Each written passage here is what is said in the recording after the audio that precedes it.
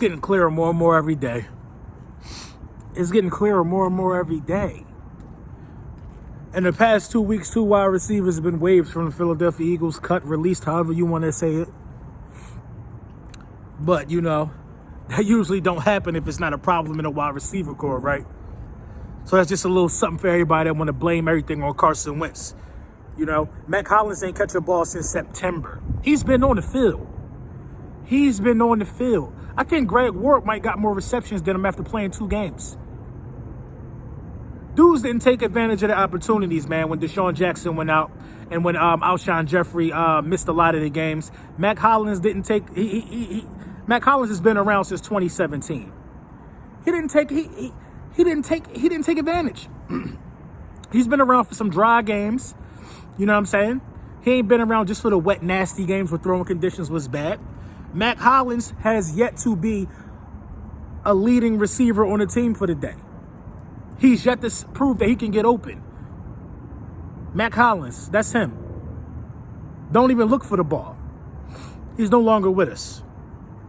He's no longer with us. Listen, man, the 2017 draft class of the Philadelphia Eagles and by Howie Roseman, those guys they picked up in 2017 is officially a bust.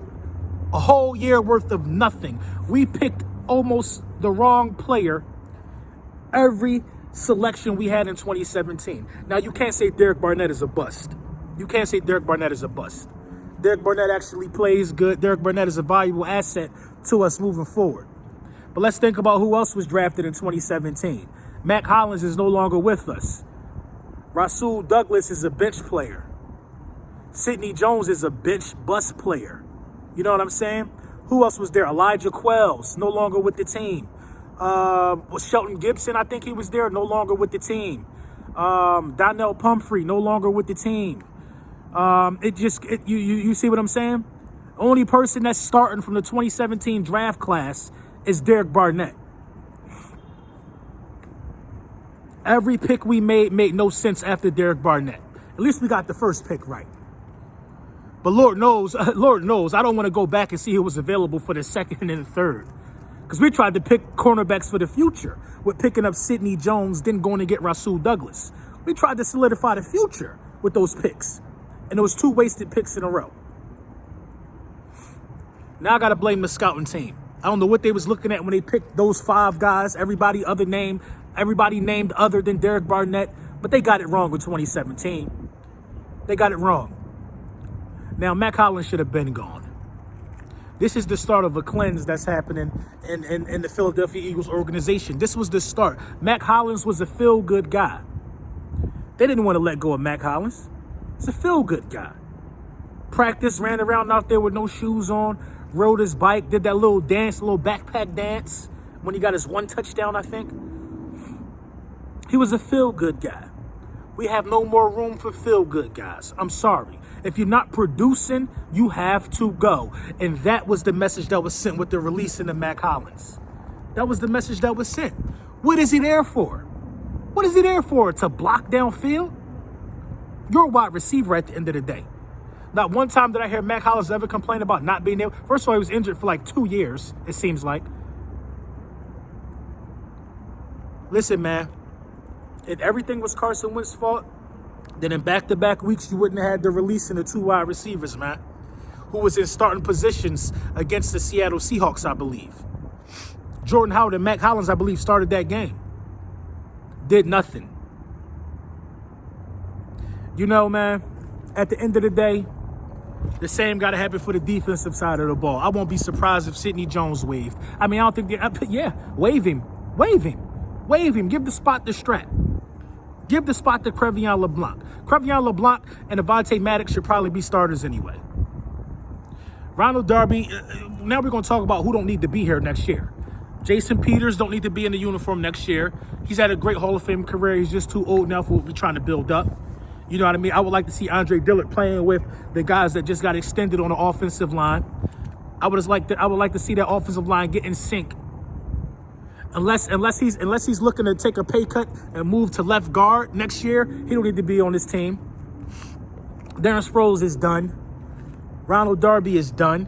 Jalen Mills may take crumbs to play. I think Jalen Mills still has a little bit of upside. You know what I mean? He's had a bad game last week. But Ronald Darby don't even attempt to tackle. Don't even attempt to tackle. Ronald Darby's done. Malcolm Jenkins might end up signing somewhere else.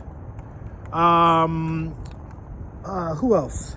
I don't think Malcolm Jenkins. I don't think he's on his last year of his deal. But you know, I just don't know, man. I think a bold move has to be made in the offseason. I'm talking about a monumental move that'll make a lot of people upset. This is a very unpopular move that I believe can really happen in the offseason. I believe the Philadelphia Eagles could possibly trade Zach Ertz. I believe they could trade Zach Ertz, draft a young tight end, and give Dallas Goedert them #1 reps. I believe that could happen. Not because Zach Ertz had probably the worst game of his career last week, but you know what I'm saying? I could just believe it could happen, man. You know, I think Alshon Jeffrey comes back. I think Deshaun Jackson comes back. I think Arcega-Whiteside takes a step forward from here on out. And I think you still draft a wide receiver. They can't afford to pass on no potentially great wide receiver. They can't afford to pass on no good wide receiver. I mean, at the end of the day, man, the season isn't over for us, man. And that's a strange feeling, man. A lot of people are deeming it over, but it's not over by a long shot. I don't think you can declare it to be over unless you take this loss to the Giants. Then you can start saying, all right, what are we doing? What are we playing for? This loss to the Giants will solidify if it's over or not. So at the end of the day, the Philadelphia Eagles have, it's a promising future for us, and it's a promising last couple of games. I still want to see effort.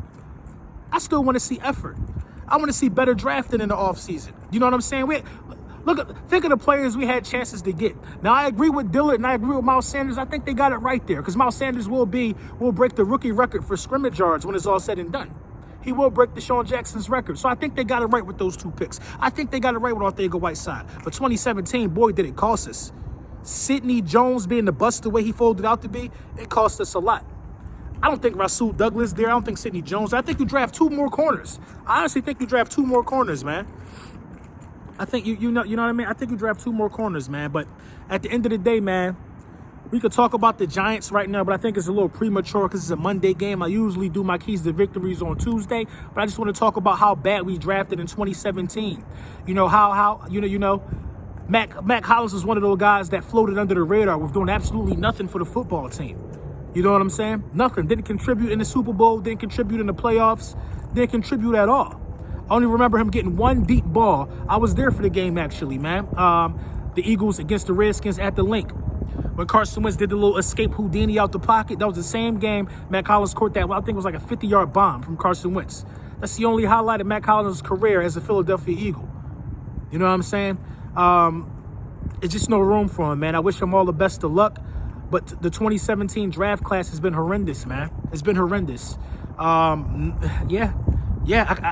Nobody but Barnett will make it, So let me know what you think in the comments.